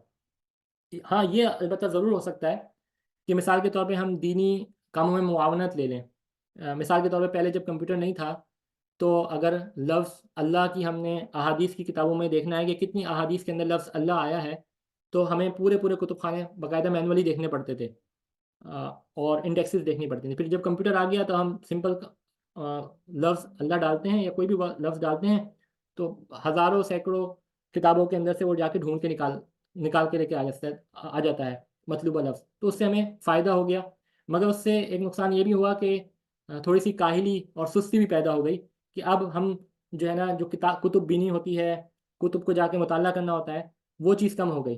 तो उसका मसनूई ज़हानत का इस्तेमाल किस हद तक करना है, और उसका उसका किताबों को पढ़ने का अपना एक नूर भी होता है ना। मैं आपको एक अजीब बात शेयर करता हूँ। वैसे तो यहाँ पे प्रोफेसर हज़रात जो मगरबी ममालिक के अंदर हैं, वो बहुत बात करते हैं कि हम डिजिटल चीज़ों को यूज़ करें, मगर मैंने कई बड़े बड़े प्रोफेसर्स को देखा और साइंसदानों को देखा जो कि बाकायदा हार्ड फॉर्म में चीज़ों को पढ़ते हैं, और वो उसकी अफादियत के कायल भी हैं, और कहते हैं कि हम इसको एज मुआवनत के तौर पे इस्तेमाल करें, मगर किताबों का अपना एक एक नूर है, जो कि जिन साइंसदानों से मैंने बात की, वो कहते हैं। मैं इससे कदम भी इनकार नहीं कर रहा, मैं खुद इस्तेमाल करता हूँ इन टेक्नोलॉजीज़ को, मगर एक चीज़ हार्ड फॉर्म में आपके पास हो, उसकी अपनी एक अफादियत होती है। तो हम उलूमी दीनिया के अंदर मसनूई जहानत को इस्तेमाल कर सकते हैं, उससे फ़ायदा हो सकता है, मगर उसकी एक हद होनी चाहिए। इसी तरीके से अब मसनूई जहानत को इस्तेमाल करते हुए कुरान पाक व अहादीस मुबारक से मसाइल का इस्तिखराज करना शुरू कर दिया जाए, तो ये या और फिर फ़ुक़हा इकराम की राय से इख्तिलाफ़ करना शुरू कर दिया जाए, ये कतन मुनासिब नहीं होगा। आप हज़रात मुझसे बेहतर जानते हैं, मगर इस तरफ भी लोग जा रहे हैं, और जो ऐसे फितना फैलाने वाले लोग हैं, जो कि उलमा इकराम यानी तकलीद पे नहीं चलते, सिंपल वर्ड में, वो फिर अपनी इन चीज़ों को, टेक्नोलॉजी को इस चीज़ में इस्तेमाल करते हुए नौजवानों के जहनों पे असरअंदाज हो रहे हैं। इसी तरीके से मिसाल के तौर पे इल्मुल फ़राइज़ का मसला है, सिराजी आप तमाम हज़रात ने पढ़ी है। अब आपको उसूल पता चल गया कि जब बाप होगा किसी का, तो कितने उसूल हैं, बेटा होगा तो कितने उसूल हैं, इन उसूलों को देते हुए हमने एक कंप्यूटर प्रोग्राम बना दिया मसनूई जहानत का। अब वो हमें जैसे ही हम उसको बताएंगे कि भाई मोरे से आला कौन है, वारिसीन कितने हैं, तो वो उसके तमाम के ज़बिल फ़ुरूज़ कौन से हैं, अज़बा कौन से हैं, ये सारी चीज़ों को निकाल के हमें उसका हल बता देगा। अब ये कंप्यूटर प्रोग्राम ऑनलाइन हमें मिल भी जाएंगे और इसमें मुआवनत भी हो सकती है, मगर वो जो चीज़ें हैं जो कि हज़रात मुफ्तियान इकराम इस्तेमाल करते हैं, वो चीज़ फिर जो है ना ख़त्म होती चली जाएगी। तो ज़रूरत इस चीज़ की है कि हम इन टेक्नोलॉजीज़ को उस हद तक इस्तेमाल करें जिसमें इंसानियत को फ़ायदा हो, उससे आगे ना लेके जाएं। इसी तरीके से जो तिजारत के लिए तिजारत के अंदर इंसान तिजारत करते हैं, इंसान और उसमें आप फ़िक़हुल बुयू के अंदर पढ़ते हैं कि जो है एक यानी उसमें अक़द की शराइत होती हैं और जो इकरार होता है बे के को तस्लीम करने के लिए। अब अगर कंप्यूटर ही आपस में तिजारत करना शुरू कर दें, यानी पीछे कोई इंसान ना हो, यानी अभी ऐसे बॉट्स बन रहे हैं जिसमें वो खुद ही तिजारत करना शुरू कर देगा, यानी उसके हम पीछे हम इंसान को काउंट नहीं करेंगे। अभी तो ऐसा होता है ना कि जैसे मिसाल के तौर पर हम किसी मशीन में चले गए, तो मशीन में वो उस कारोबार की वो नुमाइंदगी कर रहा होता है, और फिर हम उसकी तरह से उसकी तदबीक करके तखरीज करके हम कहते हैं कि हाँ ये उस कारोबार की नुमाइंदगी कर रहा है, उस कंपनी की मालिक की नुमाइंदगी कर रहा है, और ये इस तरह से अक़द पूरा हुआ है। मगर एक ऐसा वक्त भी आने वाला है जिसमें इंसान पीछे से हट जाएंगे, और आजकल भी स्मार्ट कॉन्ट्रैक्ट्स की मदद से और आर्टिफिशियल इंटेलिजेंस की मदद से खुद ही वो डिसीजन ले रहे हैं। और यानी एक बॉट होगा, एक कंप्यूटर मशीन होगी, एक प्रोग्राम होगा जो कि मिसाल के तौर पे खुद ही उसने ज़र को तख्लीक किया, करेंसी को तख्लीक किया, खुद ही उसने मार्केट में जाके ट्रेडिंग की, खुद ही उससे पैसा आया। अब वो पैसे से लॉस होता है तो वो किसी का आगे जवाबदेह नहीं है, और अगर मुनाफा होता है तो वो उसको प्रोग्राम उसकी मर्ज़ी है कि वो किसी को भी वो मुनाफा दे दे। यानी इस तरीके से ऑटोमेशन की तरफ चीज़ें जा रही हैं जिसके पीछे इंसान भी ना हो। ये इस पे काफ़ी काम हुआ है। तो इस तरह की तिजारत का क्या हुक्म होगा जब पीछे कोई इंसान ही ना हो, यानी मुश्तरी कंप्यूटर खुद ही मुश्तरी और बाय भी बन जाए। ये भी सूरत हाल ऐसी आई है, और बहुत सारी ऐसी ट्रेडिंग की सूरत हाल आजकल हमें इंटरनेट पे मिल जाती हैं। इसी तरीके से दीनी मसाइल के हम चैट जीपीटी से मालूम कर सकते हैं। ये भी एक सवाल है। मस्नूई ज़हानत से क्या नई अहादीस घड़ी जा सकती हैं? इल्म अस्मा और रजाल का इल्म हमारे जो अकाबरीन हैं, जो असलाफ़ हैं, उन्होंने कितनी मेहनत की है इल्म अस्मा और रजाल को महफूज करने के लिए। तो अब उस इल्म को महफूज करने के लिए आगे आगे आइंदा नस्लों तक पहुँचाने के लिए अगर ये मस्नूई ज़हानत को बातिल इस्तेमाल करता है और फिर उसमें जो है ना नई नई चीज़ें लेके आता है, तो उसका तदारुक कैसे किया जाएगा? इसी तरीके से क्या मस्नूई ज़हानत से अहादीस की तखरीज मुमकिन है कि नहीं है? इल्म अस्मा और रजाल के अंदर हमें कोई सहूलत मिल सकती है कि नहीं मिल सकती? इसी तरीके से तारीख़ का जो इल्म है वो बहुत यानी सेंसिटिव हो गया है, यानी उसके अंदर बड़े मसाइल पैदा होंगे। देखें, अभी तारीख़ के अंदर हम जो एतबार करते हैं, इसको आप वो तारीख़ की कुतुब पे एतबार करते हैं। इसको मैं आपको एक मिसाल से समझाता हूँ। मिसाल के तौर पे जो इंडिया है वो 1947 15 अगस्त 1947 के अंदर बना है। अब हम सब लोगों को यानी हमारे वालिदैन ने देखा है इंडिया की जो इंडिपेंडेंस डे है, और बहुत सारे लोग उसकी हमें गवाही भी दे देंगे। और फिर हमारे से जो बाद वाली जनरेशन है वो किताबों में देख के बता देगी कि इंडिया 15 अगस्त 1947 को मारिद वजूद में आया। अब अगर बातिल क़ुव्वतें ये कोशिश करें कि किस तरीके से आइंदा 2 नस्लों बाद या 3 नस्लों बाद जो उस वक्त जो अवाम होंगे उनको ब्रेक कर दिया जाए, उनको उनका तोड़ पैदा कर दिया जाए, तो ऐसी कुतुब शाये कर देंगे जिसमें ये लिखा होगा कि इंडिया जो है 1960 में मारे से वजूद में आया। तो अभी तो हम लोग रेजिस्टेंस करेंगे, वो किताब पे पाबंदी लग जाएगी इंडिया के अंदर और वो किताब आगे नहीं जाएगी। मगर अगर बातिल मेहनत करे अगले 300-400 साल तक, तो फिर 300-400 साल बाद जो लोग आएंगे उनके सामने तारीखी तौर पे 2 किस्म की आरा होंगी, 2 किस्म की कुतुब होंगी। एक में लिखा होगा इंडिया 1960 में बना, दूसरे में 1947, और फिर उनका अगर हवाला जात भी दिए गए हो, कोड भी हो, तो हमने एक यानी उस वक्त के माशरे को मुनक़िस्म कर दिया, तकसीम कर दिया। ये सारी जो तरीक़ेकार हैं ये शाह अब्दुल अजीज़ मुहद्दिस देहलवी रहमतुल्लाह ने एक किताब लिखी है तोहफ़ा इस्ना अशरिया। उसके अंदर तो तरीक़ेकार वो बताए हैं जो राफ़ज़ी हज़रात हमारे जो अहले सुन्नत हज़रात के नौजवानों को बहकाने के लिए इस्तेमाल करते हैं। 100 से ऊपर तरीके हैं, मगर वो तरीके आज बातिल इन टेक्नोलॉजीज़ में इस्तेमाल कर रहा है, उन्हीं उसूलों को इस्तेमाल कर रहा है। तो उन उसूलों को अगर इस्तेमाल करते हुए तारीख़ में वो चेंजेस करेंगे, जैसे मैंने आपको चैट जीपीटी की मिसाल दी कि चैट जीपीटी के अंदर वो ट्रेन होता है, अगर ट्रेनिंग डाटा ही उसको ऐसा प्रोवाइड कर दिया जाए जिसमें तारीख़ के वाक़यात को मस्ख़ कर दिया जाए, तो फिर हम लोग तो डिजिटल दुनिया की तरफ जा रहे हैं ना, हर चीज़ डिजिटल हो रही है।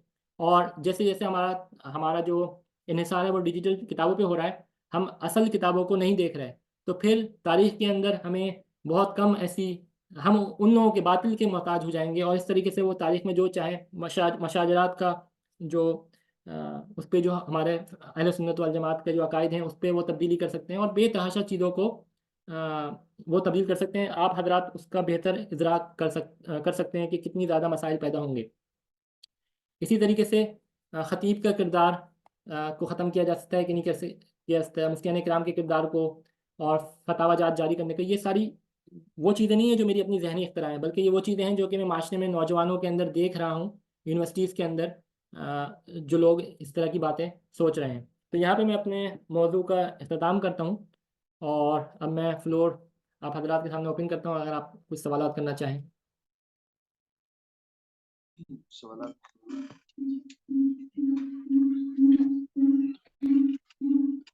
अस्सलामु अलैकुम वरहमतुल्लाहि वबरकातुहू। सबसे पहले तो आपका बहुत-बहुत शुक्रगुज़ार हूँ कि आपने बहुत ही वाक़ई अंदाज़ में इस मौज़ू को हमारे सामने पेश किया और हमारे ज़हनों में उठने वाले बहुत से सवालात को ख़ुद ही आपने तफ़सील से और वाज़ेह अंदाज़ में हल कर दिया।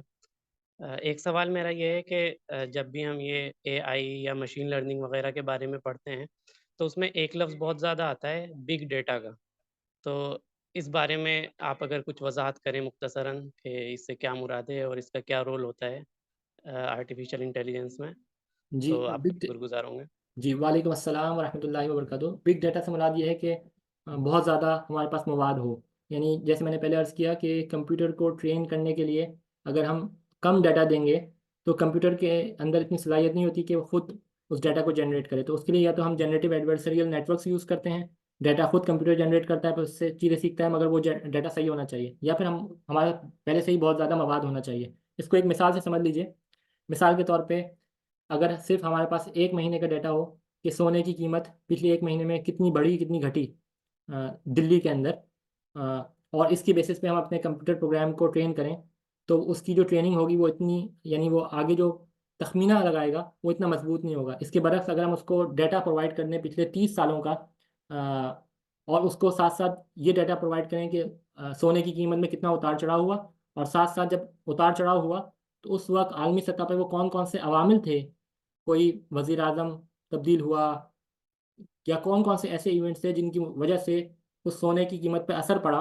ये सारा डाटा, मुख्तलिफ़ डायमेंशंस का डाटा, बहुत ज़्यादा डाटा उसको प्रोवाइड करेंगे, तो हमारा कंप्यूटर में जो फ़ैसला करने की सलाहियत है या जो तख़मीना करने की सलाहियत है वो बढ़ जाएगी। तो बिग डाटा ये कहते हैं कि हम ज़्यादा से ज़्यादा मुख्तलिफ़ डायमेंशंस का डाटा कंप्यूटर को, मशीनों को दें, ताकि वो उसकी बुनियाद पे जितना ज़्यादा डाटा होगा फ़ैसला करेगा या एनालिसिस करेगा, तज़िया करेगा, वो उतना ज़्यादा अच्छा होगा।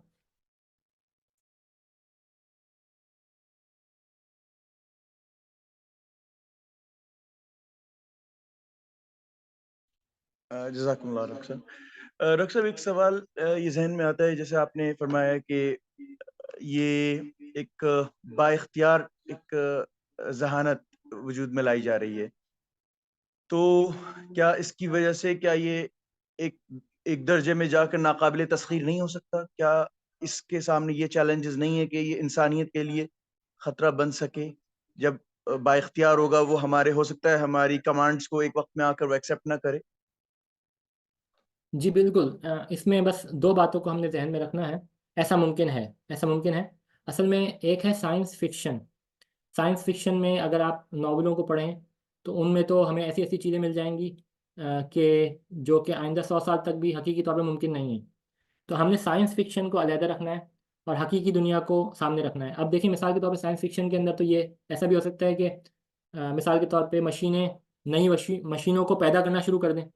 अब ये तो इंसान काम करते हैं ना, ये मशीनें तो खुद काम नहीं कर सकती। हाँ, इसकी मुख्तलिफ ताबीर या तदबीक हम कर सकते हैं।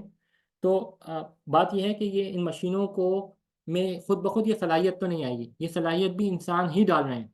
मिसाल के तौर पे जब कोई बच्चा पैदा होता है तो साइंसदानों ने देखा कि वो बच्चा पहले सिर्फ सुन रहा होता है, बोलता नहीं है। 2 साल तक वो माँ बाप की या घर में जो आवाज़ें होती हैं उनको सुनता है और फिर मुख्तलिफ करके वो बोलना शुरू करता है। तो यही चीज़ हमने इतलाक़ किया मशीनों पे कि किस तरीके से वो सुनता है, कैसे हम मशीनों को न्यूरल नेटवर्क्स की मदद से ये चीज़ समझना सिखाएंगे। मगर उसमें बहुत ज़्यादा जो है ना दुश्वारियाँ हैं। तो ऐसा हो सकता है, मिसाल के तौर पे अभी हमारी यूनिवर्सिटी के अंदर एक रिसर्च ये हो रही है कि हमने एक रोबोटिक आर्म को, यानी एक बड़ा रोबोट है जो कि एक गाड़ी बनाता है ऑटोमेटिकली। अब वो रोबोट कन्वीनर मशीन पे है, गाड़ियाँ आ रही हैं, उस पर वो रंग कर रहा है या कोई भी काम कर रहा है, सर्किट की सोल्डरिंग वगैरह कर रहा है। अब उस पर साइबर अटैक होता है और वो रोबोट की प्रोग्रामिंग चेंज हो जाती है। तो वो रोबोट इतना भारी होता है कि अगर वो हाथ मारे तो वहाँ पे जो कोई इंसान मौजूद होगा वो उसका इंतकाल भी हो सकता है, उसको नुकसान भी पहुँच सकता है। तो ये चीज़ आजकल ये मुमकिन है साइबर अटैक्स की मदद से। और इसमें इतनी तरक्की आहिस्ता आहिस्ता हो रही है कि मशीनें खुद मुख्तार हों, मगर अभी उस हद तक नहीं गई कि इंसानियत को यानी मशीन आ जाए और दुनिया से इंसानों का खात्मा कर दे, ये सारी चीज़ें। तो हमें देखना पड़ेगा अहादीस के अंदर जो चीज़ें दी गई हैं, हमने उनकी तदबीक नए तरीके से नहीं करनी। यानी अगर कोई बंदा ये कहे कि याजूज माजूज अब मशीनें बन जाएंगी एआई की, तो ये तो गलत ताबीर होगी। ये 1400 साल के उलमाए किराम की जो ताबीर है उससे हट के होगी, और इसी से ही फिर नए नए फ़िरके वजूद में आते हैं। तो हमने अगर इन टेक्नोलॉजी से बचना है, इनके मफासिद से, तो हमने इनको इस्तेमाल भी करना है मुफ्तियान कराम से, उलमाए कराम से, आप हजरात से पूछ पूछ के, और साथ साथ वो 1400 साल की जो तालीमात हैं उनको भी पकड़ के रखना है। और जो मुख्तलिफ आप लोग इल्मुल कलाम के अंदर मुख्तलिफ फ़िरक़ों के बारे में पढ़ते हैं कि किस तरीके से वो ज़ाहिर इबारत को लेके या बातिन की बात को लेके मुख्तलिफ फ़िरके बन गए, उन चीज़ों को ध्यान में रखते हुए फिर इस पे करना है। तो खुलासा कलाम आपकी सवाल का ये हो गया कि अभी फ़िलहाल तो ऐसा मुमकिन नहीं है।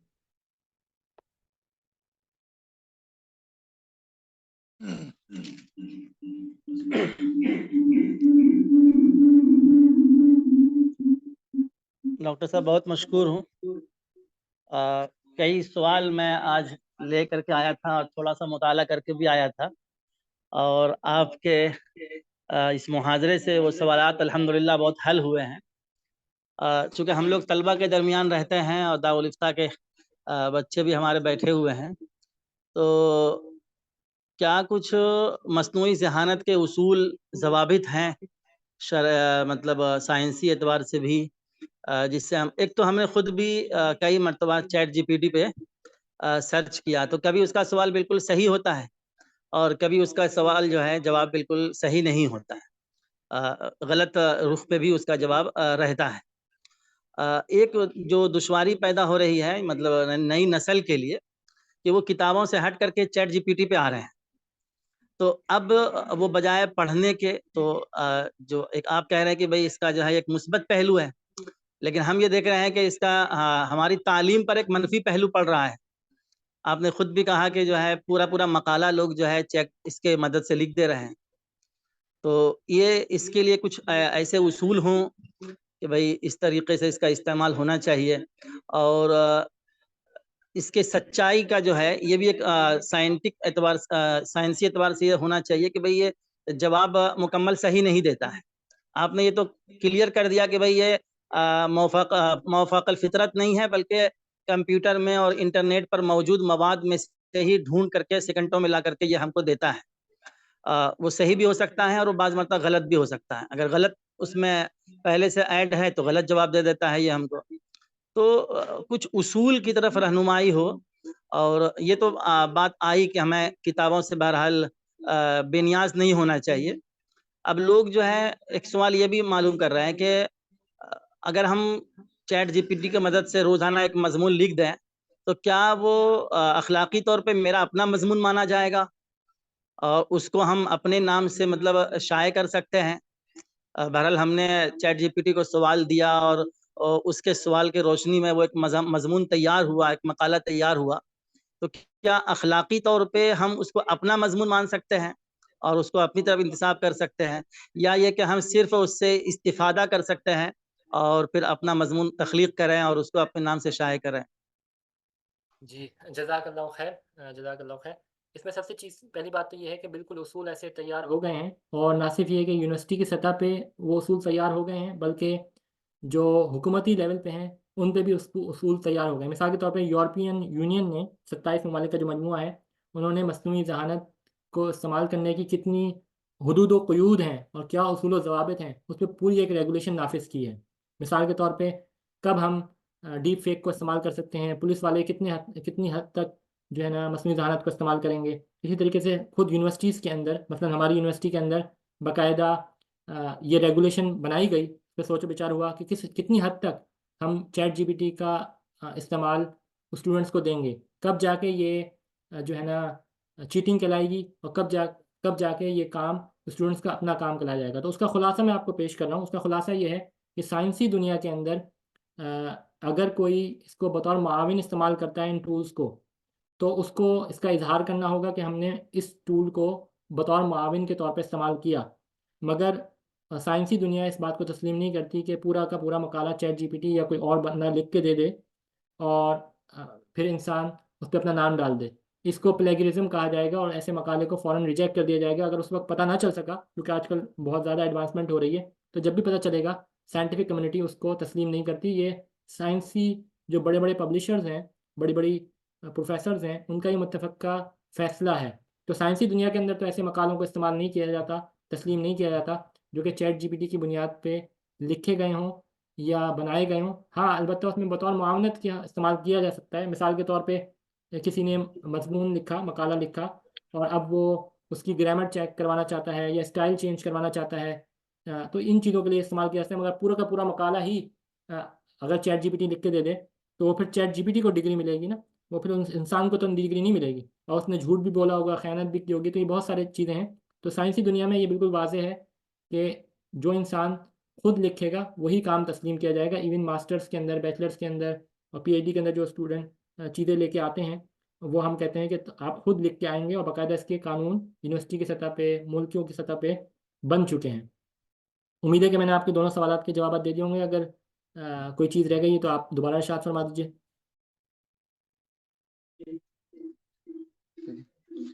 बुनियादी तौर पर ये है कि इसके लिए तालीमी इदारे जो हैं वो खुद अपनी पॉलिसी वज़ा करेंगे जी और जी करते बिल्कुल। भी हैं। जैसे प्लेजरिज्म के जो इल्मी सरका है उसके उसूल बने हुए हैं। तो ये तो ठीक है, आज टेक्नोलॉजी के ज़रिए से ये वाला मसला पैदा हो गया, लेकिन आज से पहले भी इल्मी सरका हो रहा था। तो उसके लिए उन्होंने एक डेटाबेस तैयार किया जिससे वो चीज़ों को पकड़ते हैं कि भाई क्या चीज़ें बगैर रेफरेंसिंग के ली गई है, फिर उसकी हदबंदी कर दी गई है कि किस हद तक कितने फीसद तक वो चीज़ें ली जा सकती हैं। तो मेरे ख्याल से ये चीज़ें इसमें भी यकीनन वो सॉफ्टवेयर अपडेट किए गए होंगे या होंगे।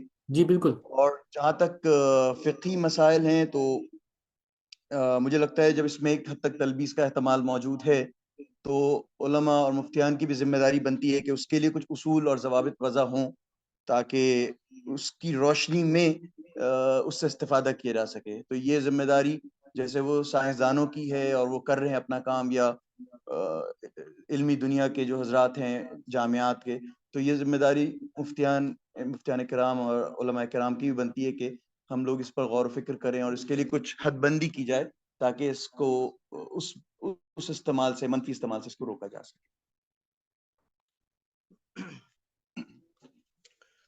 अस्सलामु अलैकुम वरहमतुल्लाहि वबरकातुहू। आपने जो सवालात रखे आखिर में, दर हकीकत वो बेहतरीन तजावीज़ हैं जिसकी तरफ अभी मौलाना डॉक्टर मोशक्किब साहब ने इशारा किया कि इस पर हमें सोचने की ज़रूरत है। मेरे ज़हन में एक दो बातें हैं मस्नूई ज़हानत के ताल्लुक से। एक तो ये है कि जो इसकी आपने वज़ाहत की मिसालों से साइंसी और कैंसर वगैरह की चीज़, तो मैं समझता हूँ ये तो बहुत आला मिसालें हैं, बहुत ऊपर की चीज़ें हैं। मजमूई तौर से हम ये देखते हैं कि हम सब मस्नूई ज़हानत का इस्तेमाल कर रहे हैं। एक अमूमी तौर पर हम गूगल पे सर्च करते हैं, तो ये मस्नूई ज़हानत ही है। गूगल ट्रांसलेट है। नॉर्मल चैटिंग पे हम लिखते हैं तो हम बोलते हैं और वो खुद टाइप करता चला जाता है। मकतब शामला हमारा बिल्कुल हम उसको मस्नूई ज़हानत की मिसाल कह सकते हैं। इसी तरह ये जो कैमरे लगते हैं हमारे ऑफ़िस में, ये सब चीज़ें मस्नूई ज़हानत में हम सब हर वक्त घिरे हुए हैं ही तकरीबन। बस वो अफ़कार और नज़रियात वाले मसले में और तहक़ीक़ात वाले मसले में जो ख़ास तौर से दीनी मौज़ूआत हैं, उस पर ज़रा-सा देखने की और तहफ़्फ़ुज़ात का मसला होगा।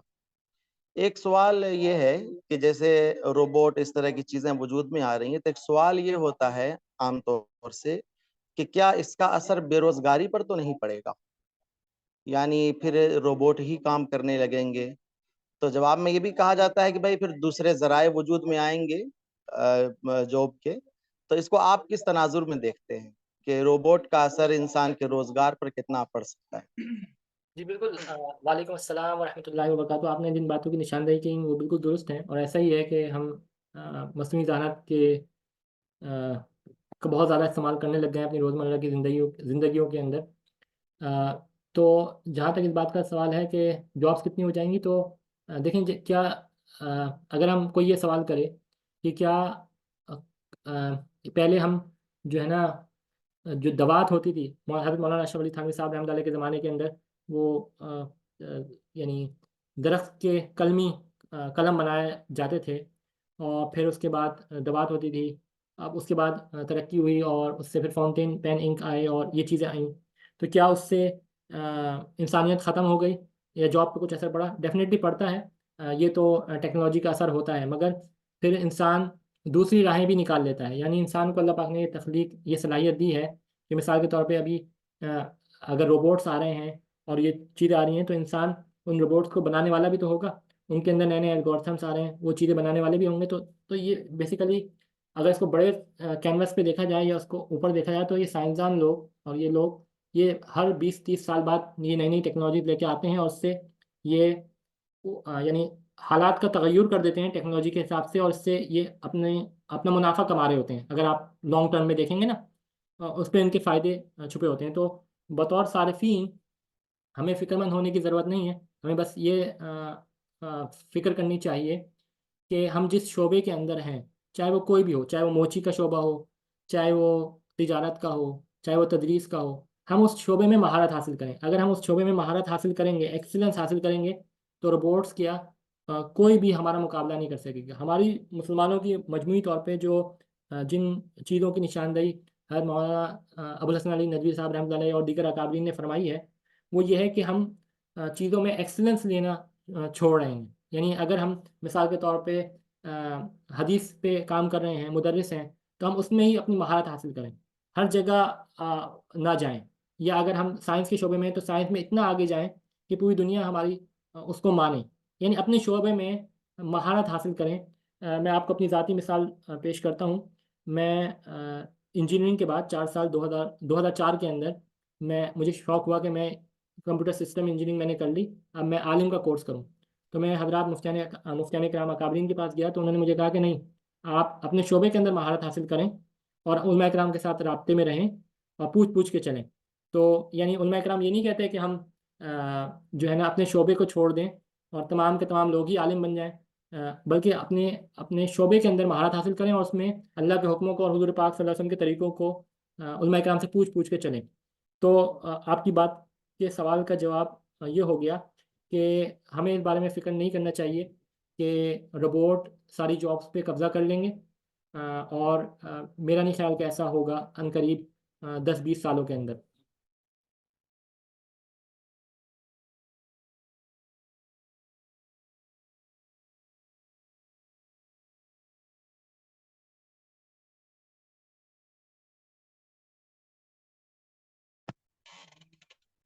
अस्सलाम वालेकुम रहमतुल्लाह। मैंने इस बारे में आज 2-3 वीडियो देखी, तो उनमें 2-3 लफ्ज़ आ रहे थे। एक क्यू स्टार एआई और एक एजीआई एआई के बारे में आपसे जो है तहकीक करनी है कि ये क्या चीज़ है? नहीं, मुझे इस बारे में इल्म नहीं है, मुझे देखना पड़ेगा। ऐसे ही एक ओपन एआई के नाम से एक कंपनी बनाई गई है। वो बार-बार ये गूगल पे चीज़ दिखा रहा था कि उसका जो झगड़ा हुआ है उनमें आपस में, तो वो उसकी बुनियाद क्या है? उससे मालूम हो सकता है कि उन लोगों की जो है क्या चाहते हैं वो इस रोबोट को बनाकर। नहीं, ओपन एआई तो ये जो ओपन एआई बेसिकली का मकसद ये है कि हम ऐसे एआई के एल्गोरिथम्स या प्रोग्राम बने जो कि आवाम नास उसको यूज़ कर सकें। मिसाल के तौर पे माइक्रोसॉफ्ट कंपनी है, या गूगल कंपनी या प्रोप्राइटरी कंपनीज हैं, ये अपने सॉफ्टवेयर को चेंज नहीं करने देती। कुछ सॉफ्टवेयर कंपनीज ऐसी हैं, जैसे लिनक्स है, तो लिनक्स के जो फ्री ऑफ कॉस्ट आपको मिल जाता है। तो ओपन सोर्स जितनी भी चीज़ें होती हैं उनमें आप खुद चेंजेस कर सकते हैं, वो फ्री ऑफ कॉस्ट होती हैं। तो इसी तरीके से एआई के अंदर भी बहुत सारी कंपनीज ऐसी हैं जो कि अपने प्रोटोकॉल्स को, एल्गोरिथम्स को शेयर नहीं करती। मिसाल के तौर पर गूगल किस तरीके से रैंकिंग करता है सर्च की, ये हमें इल्म नहीं होता, मगर दूसरे सर्च इंजन जो ओपन है उनके बारे में पता चल जाता है, पता चल सकता है अगर वो ओपन होंगे। जहाँ तक ओपन एआई की बात है, तो ओपन एआई के बारे में जो ये जो सियासी चीज़ें हैं इसका मुझे इल्म नहीं है।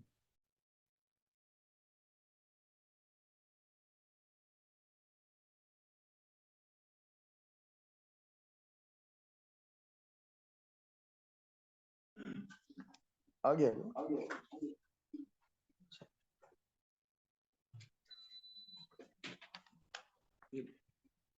अस्सलाम वालेकुम। कल के प्रोग्राम से और आज के प्रोग्राम से दोनों से ऐसा लगता है कि हम लोग एक ऐसी दुनिया में जा रहे हैं जहां किसी दूसरे का कंट्रोल हमारे ऊपर होगा। तो इंसानियत के फ़ायदे के लिए क्या ये नहीं हो सकता है कि इन चीज़ों को रोका जाए और किसी दूसरे रास्ते का इख्तियार किया जाए?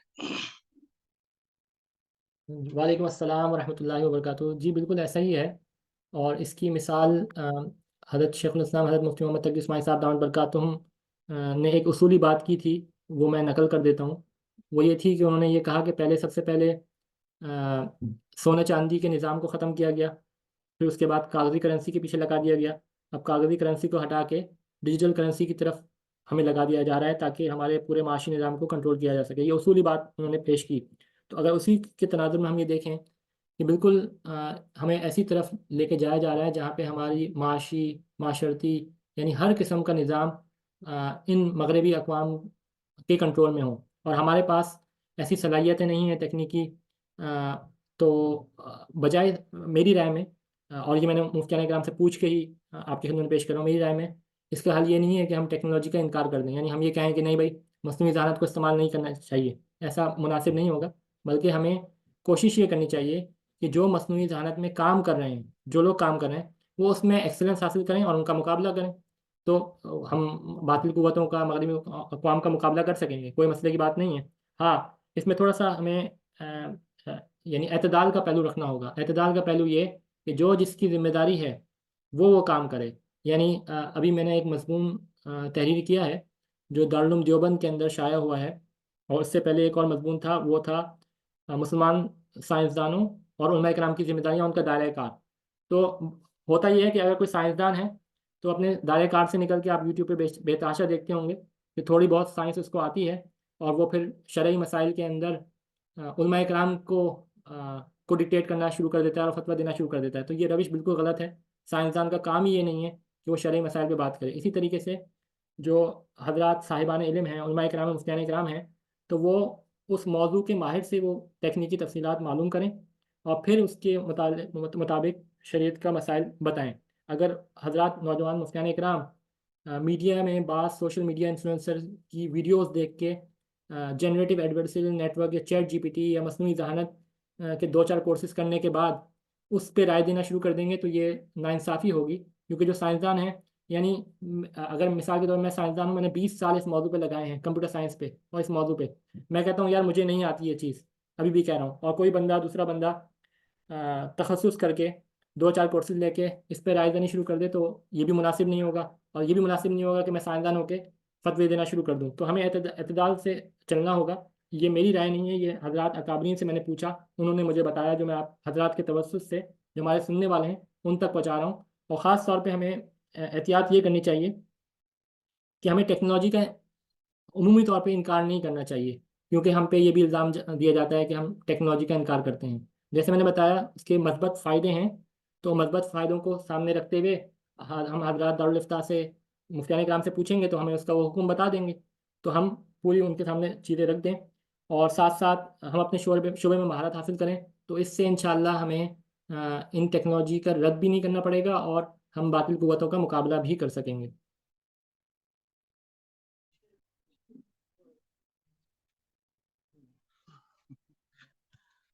अस्सलाम वालेकुम रहमतुल्लाहि वबरकातुहू।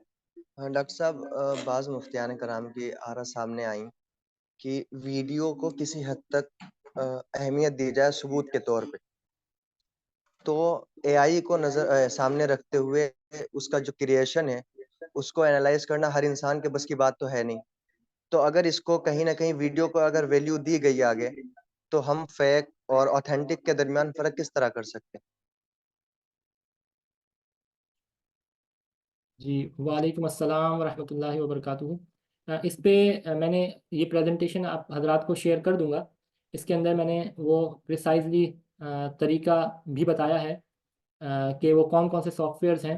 तो हमें मौजू के जो माहिर हैं ना, जो मौजू के माहिर हैं उनसे रब्ता करना पड़ेगा और वो हमें बताएंगे कि क्या चीज़ जो है ना वो उसको डिटेक्ट करने यानी फेक वीडियो को आइडेंटिफाई करने के लिए हम कौन कौन सी टेक्नोलॉजी इस्तेमाल कर सकते हैं। यानी ऐसा नहीं है कि देखिए ना, फॉरेंसिक्स का एक डिपार्टमेंट होता है, यानी फिंगरप्रिंट्स का एक डिपार्टमेंट होता है। जब अदालत में मुकदमा जाता है तो उन माहिरीन को बुलाया जाता है। अगर मुकदमा मिसाल के तौर पे किसी फाइनेंशियल मैटर का है तो उसके लिए फाइनेंशियल मैटर की अदालतें होती हैं और उसमें फाइनेंशियल मैटर एक्सपर्ट्स को बुलाया जाता है।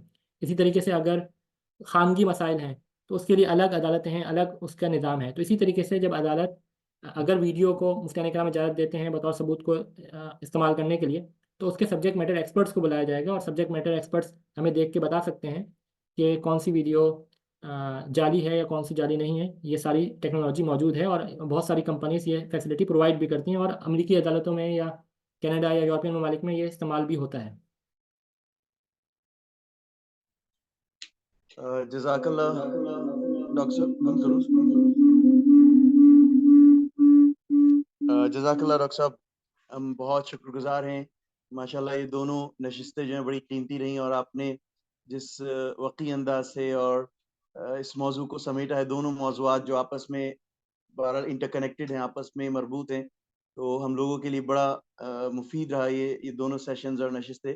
अल्लाह ताला आपको जज़ाए खैर अता फरमाए और आपका फैज़ इसी तरह से आम और जारी सारी रखे। हम बेहद शुक्रगुजार हैं आपके और दुआ गो हैं आपके लिए। जज़ाकुमुल्लाह खैरा, बारकल्लाह फीक।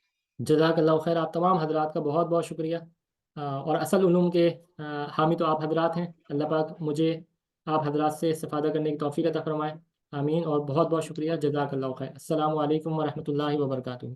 तबारकल्लज़ी बियदिहिल मुल्क व हुवा अला कुल्लि शैइन क़दीर الذي خلق الموت والحياة ليبلوكم أيكم أحسن عملا وهو العزيز الغفور.